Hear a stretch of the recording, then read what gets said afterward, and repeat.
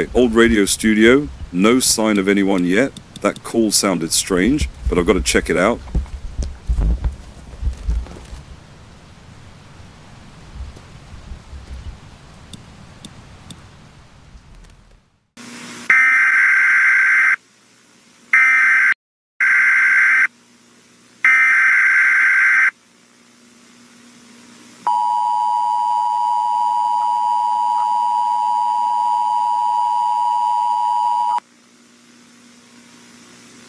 At this time it is advised that you lock all your doors and windows. Do not open the door for anyone even if it looks like a normal human being. Even if you hear your door open or window shatter, do not react. Find a safe hiding place in your home and do not make any noise. If a family member is outside, do not intend to pick them up.